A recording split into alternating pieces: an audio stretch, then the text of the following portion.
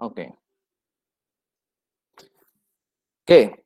Ya, kita bicara tentang analisa pulang pokok atau biasa disebut sebagai break even point atau bahasa lainnya kita sebut juga balik modal. Nah, tapi yang mau kita bahas di hari ini, balik modal di sini definisinya adalah dari segi penjualan.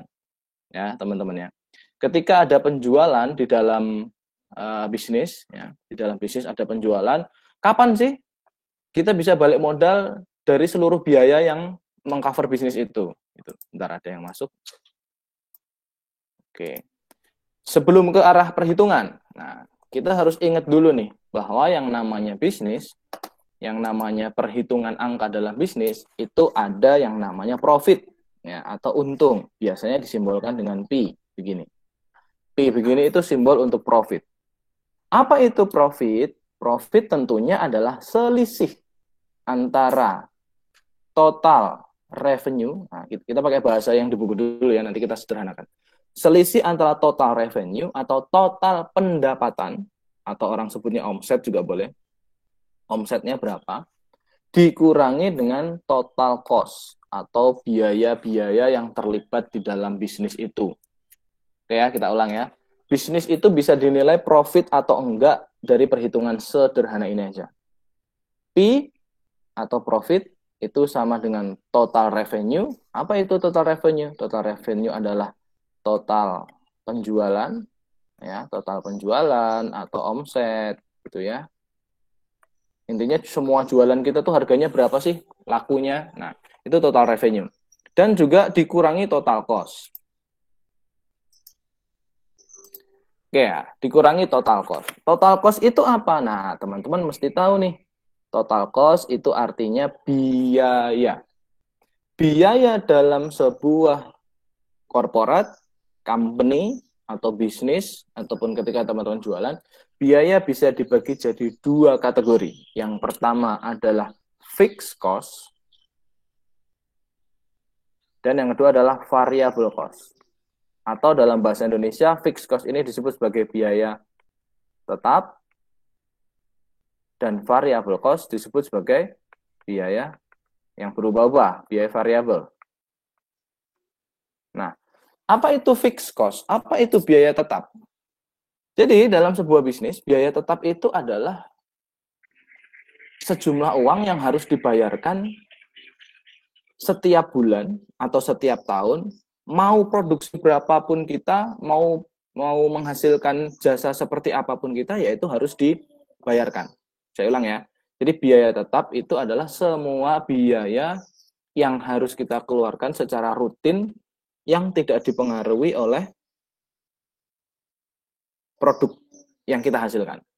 Contoh ya, misalkan saya nih, misalkan saya sama teman-teman di tim di kantor ini kan bergerak di bidang, ada dua usaha, satu di tempat lembaga bimbingan belajar, yang satu di fashion gitu kan.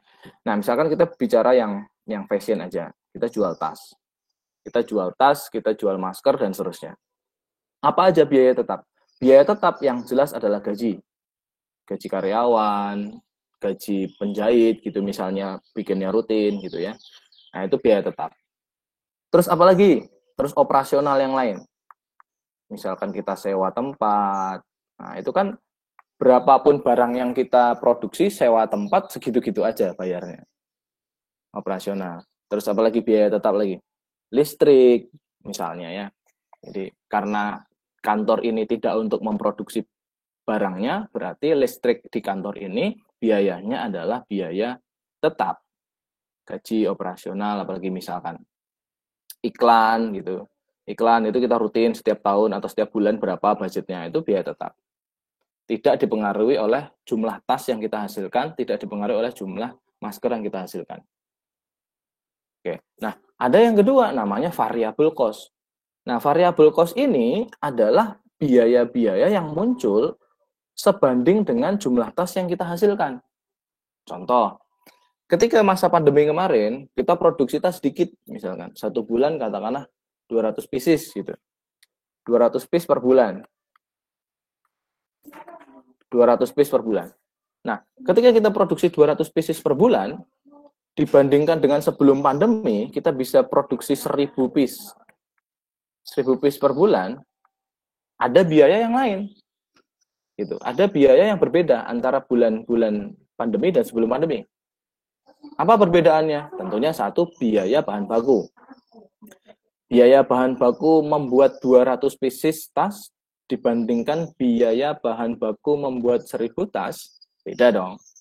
Beda. Terus ongkos jahit, misalkan ongkos penjahitnya sebulan cuma 200 pieces sama sebulan 1000 pieces, penjahitnya biayanya lain, ongkosnya lain. Apalagi biaya distribusi. Ngirim 1000 tas sama 200 tas, tentunya armada yang dipakai beda. Kalau 1000 tas, ya minimal pakai mobil. Kalau 200 tas, pakai motor aja masih bisa. Gitu ya.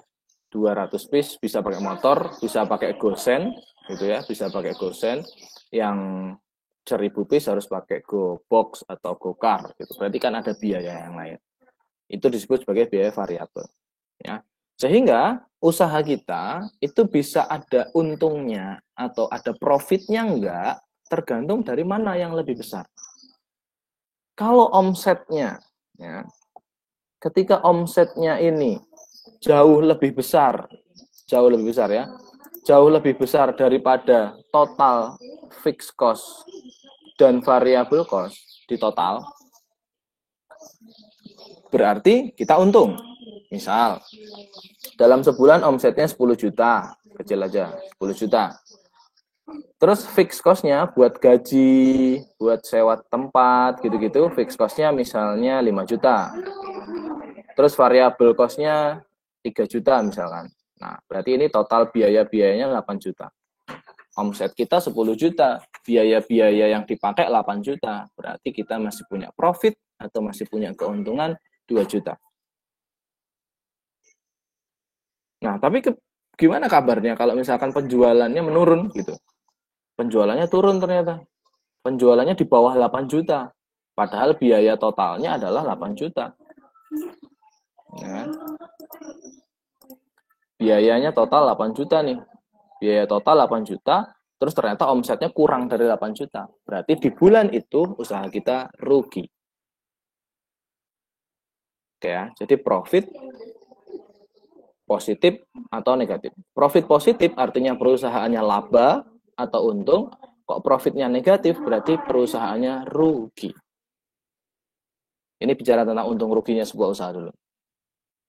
Terus gimana hubungannya sama analisa pulang pokok, analisa break even point gimana? Nah, break even point atau analisa pulang pokok ini adalah kondisi di mana perusahaan itu nggak dapat untung sama sekali. Gimana tuh nggak dapat untung sama sekali? Jadi P-nya, ya, kalau kita kembali ke rumus yang awal, P-nya ini nilainya 0. 0 sama dengan total revenue dikurangi total cost. Atau bisa juga kita tuliskan seperti biasa ya, ini kita pindah ke kiri. Kita pindah ke kiri.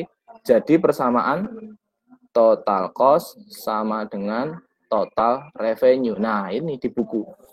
Jadi buku itu ada keterangan break even point terjadi ketika revenue sama dengan cost atau total revenue sama dengan total cost. Sejarahnya begitu. Ya, sejarahnya adalah awalnya perusahaan itu bisa untung, bisa rugi. Kalau nggak untung, nggak rugi, ya, tidak untung, tidak rugi, itu namanya break even point atau pas, titik impas. Oke, sebentar ya. Oke, ada total cost, ada total revenue. 0 sama dengan total revenue dikurangi total cost. Total cost-nya kita pindah ke kiri, sehingga total cost sama dengan total revenue. Nah, sampai sini dulu teman-teman, kelas A6. Ada yang mau ditanyakan nggak? Ini filosofinya dulu nih, bahwa perusahaan itu pasti cari untung. Iya, pasti semua perusahaan pasti pengennya untung. Tapi ternyata realitanya mungkin ada beberapa perusahaan yang tidak selalu untung. Kadang-kadang untung, kadang-kadang rugi. Kadang-kadang tidak untung, tidak rugi. Nah, kondisi tidak untung, tidak rugi itulah yang disebut sebagai titik impas atau break even point. Ya, ada yang mau tanya? Silakan, boleh. Sebelum kita masuk ke perhitungan kurva dan fungsinya. Pak? Yes. Itu P itu seperti apa? Bukannya 3,14, Pak? Oke, good pertanyaannya. Yes, P. P itu bukannya 3,14 Pak di matematika. P, oke, itu pertanyaannya bagus. Oke, terus jawaban saya pendekatannya begini. Eh, ketika teman-teman melihat huruf A, B, C, misalnya. Ketika teman-teman melihat huruf A, B, C, apa yang terbayang di benak teman-teman? Saya bantu. ABC ini adalah abjad. ABC ini adalah merek kecap. ABC ini adalah merek baterai. Ya kan? ABC ini adalah mungkin singkatan nama gangster mungkin, atau nama kelompok belajar, atau nama sebuah komunitas bisa aja. Ya, jadi ABC itu korelasinya bisa lain. Begitu juga dengan pi, teman-teman. Ya, jadi pi itu macam-macam. Di dalam matematika, ketika kita menghitung luas lingkaran, ya, rumusnya kan pi r kuadrat. Pi di sini adalah 22/7 atau 3,14. Yes, betul. Di dalam menghitung trigonometri, ya, misalkan kita bilang bahwa sin pi per 2, pi di sini artinya adalah 180. Sin 180 derajat per 2. Ya. Jadi pi itu simbol dari beberapa hal. Pi di sini bisa 3,14 atau 22/7 kalau ngomongin lingkaran. Kalau ngomongin sudut, trigonometri, pi di sini senilai dengan 180 derajat. Nah, ketika kita bicara tentang manajemen keuangan, kita bicara tentang sebuah perhitungan bisnis, pi itu adalah lambang dari profit. Ya, jadi ini memperbesar pengetahuannya teman-teman bahwa satu simbol itu bisa bermakna banyak. Gitu. Itu ya Mas ya. Jadi P di sini tidak 3,14 nilainya, tapi P itu adalah profit. Nilainya berapa? Ya tergantung perhitungannya. Tergantung dari penjualannya berapa dan total biayanya berapa. Gitu ya. Ada yang lain? Boleh, silakan.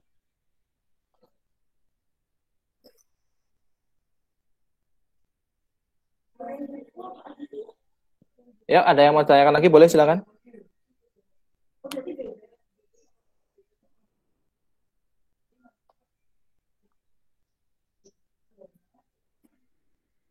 Oke, kalau tidak ada saya lanjutkan. Kalau teman-teman baca di bukunya halaman 106 di kasus 13 ya, di kasus 13 itu ada skema soal yang cukup menarik juga. Ya, saya bacakan. Andaikan biaya total yang dikeluarkan perusahaan, biaya total berarti fixed cost, ya. Andaikan biaya total yang dikeluarkan perusahaan ditunjukkan oleh persamaan C sama dengan, oke, kita tulis dulu. Misalkan diketahui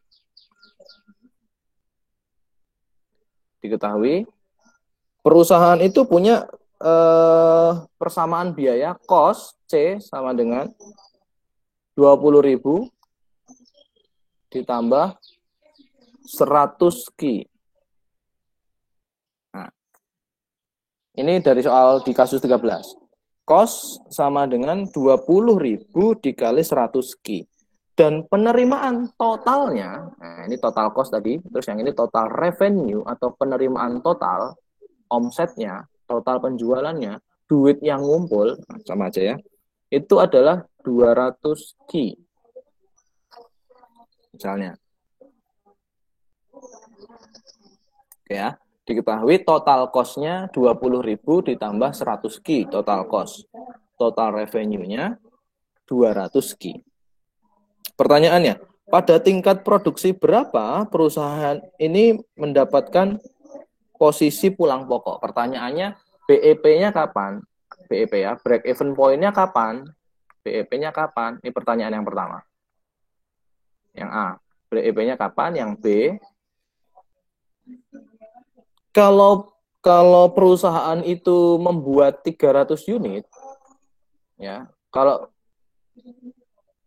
si perusahaan itu memproduksi 300 unit, untung apa rugi? Gitu. Untung atau rugi? Kalau untung, untungnya berapa? Kalau rugi, ruginya berapa? Itu intinya kasus 13 di halaman 106. Oke ya, jadi saya ulang, ada persamaan total cost atau total biaya harganya 20.000 ditambah 100 Ki. Ki itu apa, Pak? Ki itu quantity, jumlahnya. Gitu. TR atau total revenue 200 Ki. Ki-nya sama, jumlah barangnya. Pertanyaan yang pertama dulu kita jawab. Oke ya, kita jawab dulu. Yang A. BEP-nya kapan? Ingat seperti tadi, yang namanya break even point atau titik impas itu terjadi ketika total cost akan sama dengan total revenue. Itu kondisi break even point, titik impas. Ya. Analisa pulang pokok sama aja lah itu. Break even point, total cost sama dengan total revenue. Nah, total cost-nya berapa? Total cost-nya tinggal kita copy paste dari diketahuinya. 20.000 ditambah 100 Ki. Ini total cost-nya ya. Tinggal copy paste dari sini aja. Total revenue-nya kita copy paste dari yang sebelah kiri. 200 Ki. Dah, selesai. Seperti biasa, yang ada Ki-nya dikumpulkan dengan yang ada Ki yang lain. Berarti ini bawa ke kanan.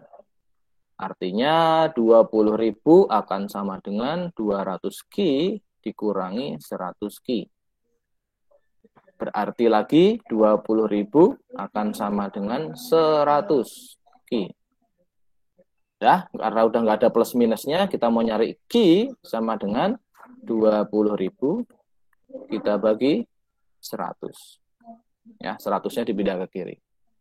Jadi Ki-nya berapa? Hilang 02, hilang 02. Oke, berarti Ki-nya adalah 200. Nah, kesimpulannya apa? Kesimpulannya, perusahaan ini, BEP atau balik modal, kalau memproduksi barang 200 unit, terus 200 unit ini semuanya kejual. Ya. Artinya gitu ya, dia buat 200 pieces, misalkan masker ya, berarti buat 200 pieces masker dan jual semuanya. Jual 200 masker. Pak, kalau buatnya 200 masker yang kejual cuma 100 gimana? Ya rugi. Karena belum semuanya terkonversi jadi rupiah.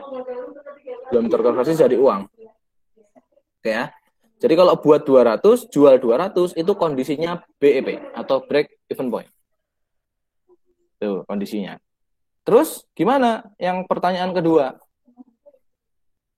300 unit. Nah, kita jawab di bawah sini ya. Kalau 300 unit, untung apa rugi dia? Kalau 300 unit. Gampang. Kalau ngomongin untung sama rugi, kita tinggal lihat dari total biayanya. Bentar.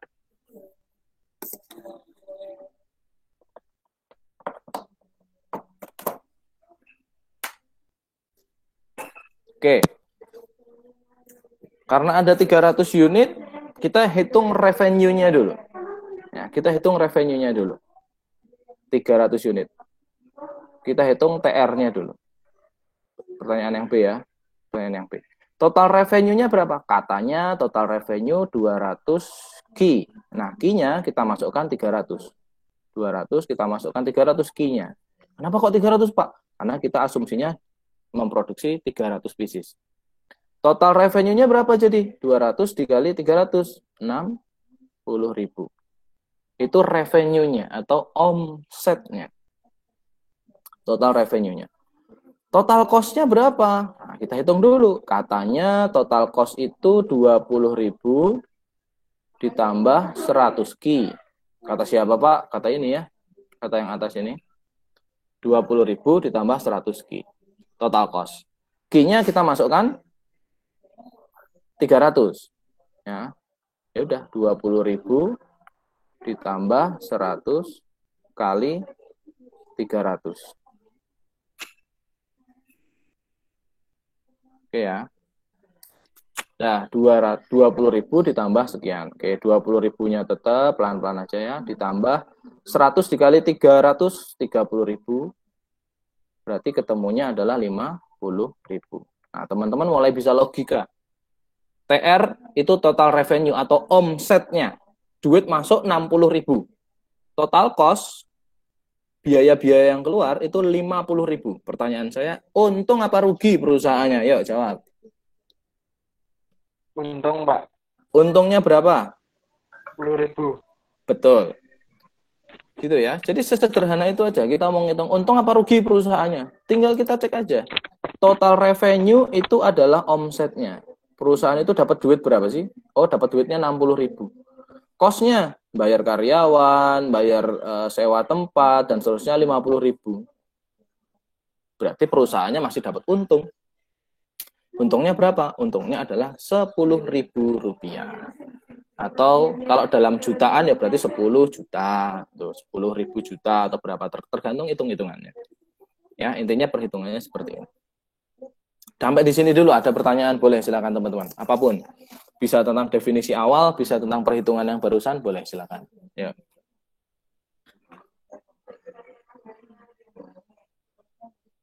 Oke ya, itu ada di halaman 106. Contohnya itu aja, sederhana aja. Gampang kok ini. Gampang. Saya yakin bisa, teman-teman. Yuk, kalau ada pertanyaan boleh silakan.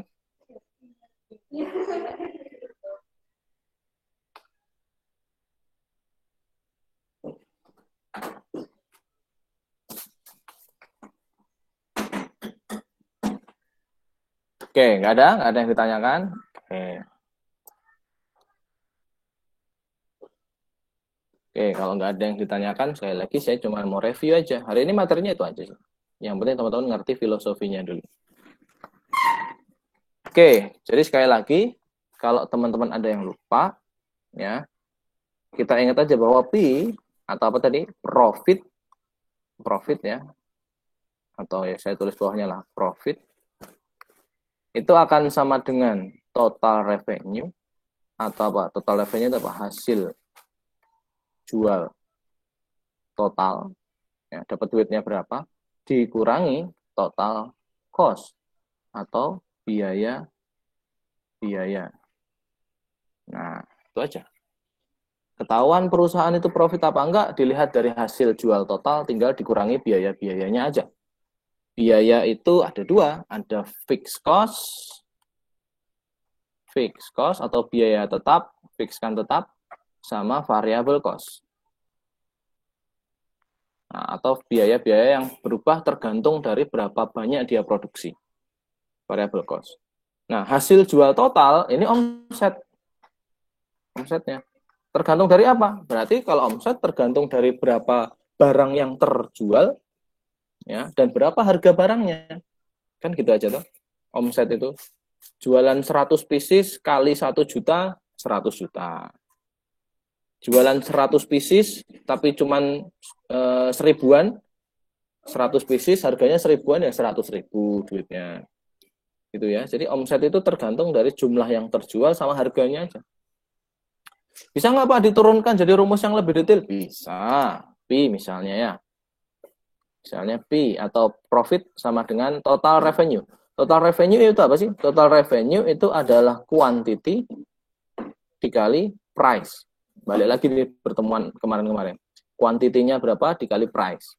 Quantity itu jumlah barang terjual, price itu harga persatuannya. Dikurangi, nah, total cost itu terdiri dari fixed cost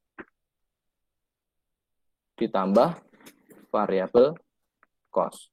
Nah, ini lebih detail nih. Variable cost-nya berapa. Nah, selesai. Nanti kita bisa ketemu.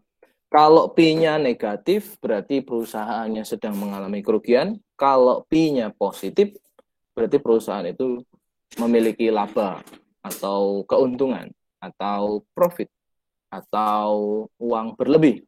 Gitu. Oke, gitu teman-teman. Dari saya ada pertanyaan dulu, boleh terakhir kesempatan?